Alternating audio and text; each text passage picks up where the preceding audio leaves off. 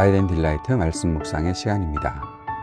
거룩하신 아버지 하나님, 오늘도 저희에게 새날을 열어주시고 우리의 마음이 주님을 향할 수 있도록 도우시니 감사와 찬송을 올려드립니다. 오늘도 성령의 충만함을 구합니다. 우리의 뜻이 앞서지 아니하고 오직 주님의 뜻이 우리의 삶의 중심에 있고 그 주님의 뜻을 행하고자 하는 마음이 우리 안에 충만할 수 있도록 인도해 주시기를 간절히 구합니다. 우리가 주님의 말씀을 듣고 읽고 묵상하고 연구하며 이 말씀을 살펴볼 때 주님께서 비춰주시는 그 빛으로 말씀을 깨닫게 하시고 말씀을 마음에 담게 하시고 말씀대로 살아갈 수 있도록 인도해 주옵소서. 오늘도 주님과 동행하는 기쁨을 누릴 수 있도록 우리 안에 충만히 역사해 주옵소서. 예수님 이름으로 기도드립니다. 아멘. 오늘은 누가복음 5장 27절에서 39절까지 말씀을 함께 읽고 묵상하겠습니다. 누가복음 5장 27절에서 39절까지의 말씀입니다. 이런 일이 있은 뒤에 예수님이 나가셔서 어떤 세금업자를 눈여겨보셨다. 이름은 레위였고 세금 걷는 자리에 앉아 있었다. 예수님이 그에게 말씀하셨다. 나를 따라오세요. 그러자 그가 모든 것을 내버려 두고 일어서서 예수님을 따라 나섰다. 레위는 예수님을 위해 자기 집에서 큰 잔치를 베풀었다. 세금업자들과 그 밖에 다른 사람들이 큰 무리를 지어 비스듬히 앉아 그들과 함께 먹고 있었다. 바리새파 사람들과 그들의 율법학자들이 예수님의 제자들한테 투덜대며 따져댔다. 무엇 때문에 당신네들은 세금업자들과 죄인들과 어울려 먹고 마시는 거요? 그러자 예수님이 그들에게 대답하셨다. 의사가 필요한 사람은 건강한 사람이 아니라 아픈 사람들입니다. 내가 와서 부르려는 사람은 의인들이 아니라 죄인들입니다.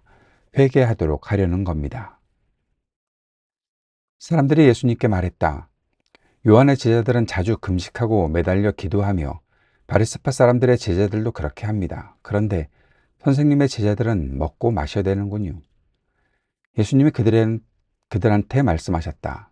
신랑이 함께 있는 동안에 여러분의 결혼잔치의 손님들을 금식하게 할 수는 없지 않습니까? 그러나 때가 올 텐데 그때에는 신랑을 빼앗길 것입니다. 그때 바로 그런 날에는 금식할 것입니다. 예수님이 그들한테 또 비유를 말씀하셨다. 아무도 새 옷에서 한 조각을 찢어내어 낡은 옷에 덧대어 깁지는 않아요. 그렇게 하면 새 옷을 찢게 될 겁니다. 또 새 옷에서 찢어낸 그 조각은 낡은 옷에 잘 맞지도 않을 겁니다. 또한 새 포도주를 아무도 낡은 가죽 부대에 담지는 않아요. 그렇게 하면 새 포도주가 부대를 터지게 할 겁니다. 포도주가 쏟아져 나오고 부대는 망가질 겁니다. 오히려 새 포도주는 새 부대에 담아야 합니다. 그리고 묵은 포도주를 마시고서는 아무도 새 포도주를 마시려 하지 않아요. 묵은 것이 낫지 하고 그가 말하니까요. 누가복음 5장 27절에서 39절 말씀에서는 예수님께서 레위, 세리였던 세금업자였던 레위를 부르신 장면과 그리고 식탁에서 나누었던 이야기들이 쭉 진행이 되고 있습니다. 먼저 레위를 부르시는 장면을 보면 예수님께서 세금업자를 눈여겨보셨다. 레위가 어떤 상태였을까? 레위가 지금 어떤 상황에 있었을까?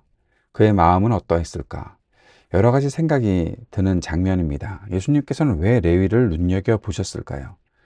어떤 이유인지 모르지만 레위에게 예수님께서는 나를 따라오라고 말씀하셨고 레위는 모든 것을 내버려 두고 금방 일어서서 예수님을 따라 나섰다라고 누가가 기록하고 있습니다.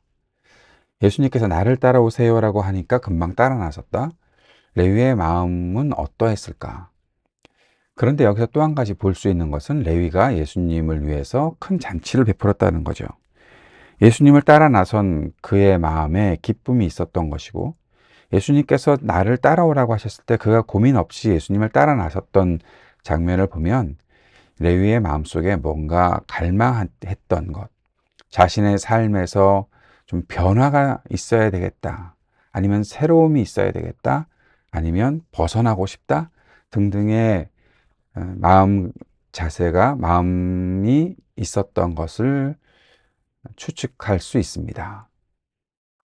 그런 사람을 예수님께서는 눈여겨보신다는 거죠. 사랑하는 여러분, 혹시 지금 변화가 있기를 원하십니까? 여러분의 삶에 새로운 돌파구가 있기를 원하십니까? 그것 때문에 어떻게 해야 할지 고민이 되십니까? 한 가지 분명한 것은 여러분이 그러한 고민을 갖고 있을 때, 지금 현재 여러분의 상태를 예수님은, 우리 주님께서는 눈여겨보신다 라는 것입니다. 분명히 보고 계실 것입니다. 그러니 걱정하지 마십시오. 염려하지 마십시오. 주님께서 눈여겨보고 계십니다. 그리고 어느 순간 나를 따라오라 라고 말씀하실 것입니다. 그 주님과 동행하면 됩니다. 주님을 따라 나서면 되는 것입니다. 그렇게 하실 우리 주님을 믿고 주님께 대한 신뢰를 가지고 주님의 부르심을 기다리십시오. 기대하십시오. 분명히 주님께서 부르실 때 따라 나서면 됩니다. 그것이 기쁨이 될 것입니다. 레위가 잔치를 베푼 것처럼요. 그런데 일이 더 생기게 되는 것을 보게 되죠. 이 레위가 잔치를 베풀었을 때 세금업자들도 부르고 그 밖에 다른 사람들을 불러서 함께 이렇게 먹고 예수님과 대화하고 있는 장면입니다. 이것을 보고 바리새파 사람들과 율법학자들이 예수님께 따집니다. 왜 죄인들과 어울려 먹고 마십니까? 그들의 눈에 이 사람들이 다 죄인으로 보였던 거죠. 세금업자들이 했던 짓들이 있기 때문에 세금업자들에 대해서는 이들이 굉장히 죄인이다 라고 생각하고 아주 탐탁치 않게 여겼던 것 같습니다. 그런데 다른 사람들도 있는데 그 다른 사람들까지 싸잡아서 죄인들, 왜 예수님과 예수를 따라다니는 당신의 그 제자들은 왜 죄인들과 이렇게 먹고 마십니까? 기분이 나쁩니다. 왜 이들을 죄인이라고 취급할까? 무엇이 그들을 죄인이라고 그렇게 말할까? 이것이 우리가 마음이 걸리는 부분이기도 하지요. 이 바리새파 사람들은 사람들을 죄인과 의인으로 구별하는 것 같습니다. 물론 그렇게 구별이 될 수 있겠지요. 근데 무엇이 그 사람들을 죄인이라고 그렇게 단정 짓게 하는 것일까요? 이런 마음이 우리에게 없기를 바랍니다. 사람들을 죄인이라고 취급하고 그렇게 단정 짓는 일들이 없기를 바랍니다. 그런데 의사였던 누가는 예수님의 이 말씀을 아주 상세히 기록합니다.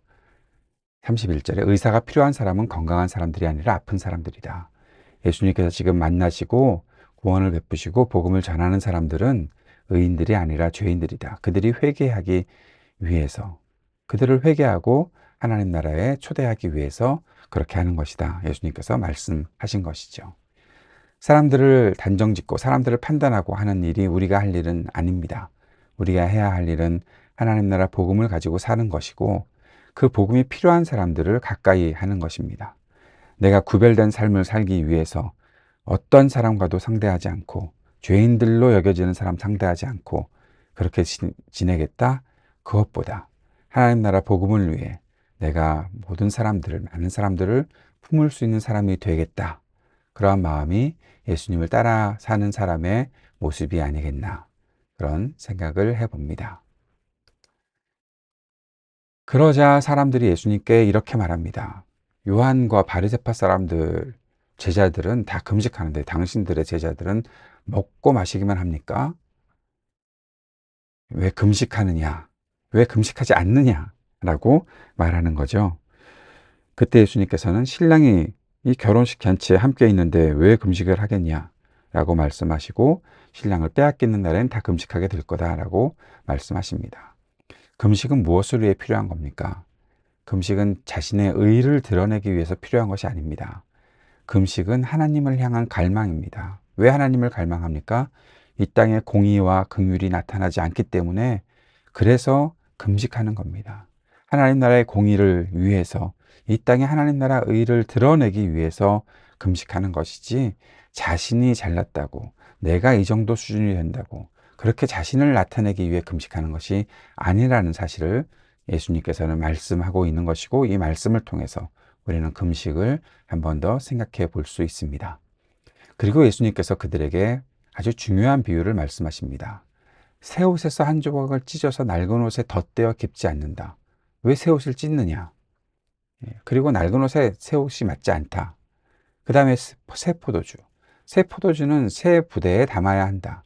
왜냐하면 새 포도주를 낡은 부대에 담으면 포도주가 그 발효되는 모든 과정을 통해서 낡은 부대가 터지게 된다라는 거죠.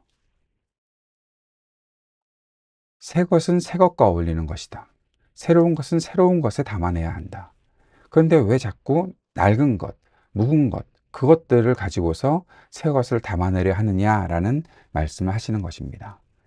그리고 39절에 아주 재미있는 말씀을 하시죠. 묵은 포도주를 마시고서는 아무도 새 포도주를 마시려 하지 않는다. 묵은 포도주가 더 맛있으니까요. 오래된 포도주가 맛있는 거지 새로운 것은 아직 맛이 다 들어오지 않았으니 사람들은 묵은 것이 낫다라고 말한다는 겁니다. 새로운 것과 옛 것이 공존할 수 있을까요? 좀 더 확장시켜서 얘기하면 과거와 미래가 공존할 수 있을까요? 과거가 미래를, 현재를 또 돕기는 하겠지요. 그러나 그 도움을 받는다고 했을 때라도 과거는 과거의 역할을 하는 것이고 새 것은 새로운 일들로 함께 역할을 만들어 나갈 수 있어야 한다는 겁니다. 저는 믿음 생활에 과연 새로운 것이 공존할 수 있을까 질문을 던져봅니다. 왜냐하면 우리는 자꾸 옛것에 머물기를 좋아하니까요. 익숙한 것에 머무는 것을 훨씬 더 좋아하니까요. 그런데 새로운 하나님의 나라의 복음이 우리에게 선포되고 또 우리가 그 새로운 길을 따라 나가기 위해서는 우리의 틀도, 우리의 형식도 바꿔야 되지 않겠나라는 것입니다. 늘 옛것에 머물러 있어서 어떻게 새 것을 담아낼 수 있겠습니까? 새로움을 추구한다면, 새로워지고 싶다면 지금 내가 머물고 있는 옛것들을 잘 정리해 보아야 할 것입니다. 옛것이 현재와 미래를 위해 도움이 될 수 있지만 그것에 머물러서는 도저히 새로운 것을 담아낼 수 없다는 거죠. 지금 금식에 대해서도 그렇고 죄인들, 의인들에 대한 부분에 대해서 예수님께서 말씀하신 것들이 있습니다.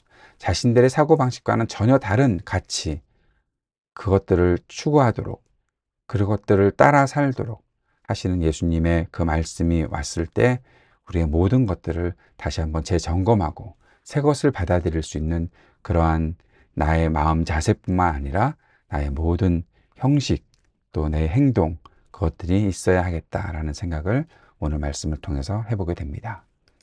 묵상과 적용을 정리합니다. 예수님의 하나님 나라 복음은 죄인들이 회개하고 받아들여야 하는 것입니다. 예수님은 죄인들에게 복음을 전하기 위해 그들과 가까이에 계셨다는 것을 꼭 기억하기 바랍니다. 금식은 자신의 의를 드러내기 위해 필요한 것이 아닙니다. 온전한 금식은 이 땅의 공의와 긍휼을 세우기 위해 필요한 것입니다. 과거와 미래, 옛것과 새것은 공존하기 어렵습니다. 사람들과 세상은 옛것을 더 좋아할 수도 있습니다. 과거에 머무는 것을 선호합니다. 그러나 새로운 것이 오는 것을 막을 수는 없을 것입니다. 새로운 것을 담아내는 것은 모두 새로운 것이어야 하겠지요. 이 일을 기억하고 이 말씀대로 우리 안에 새로운 일을 행하실 주님을 향한 믿음을 다시 한번 갖게 되기를 바랍니다. 주님께서 가르쳐 주신 기도 함께 드리겠습니다. 하늘에 계신 우리 아버지, 아버지의 이름을 거룩하게 하시며 아버지의 나라가 오게 하시며 아버지의 뜻이 하늘에서와 같이 땅에서도 이루어지게 하소서.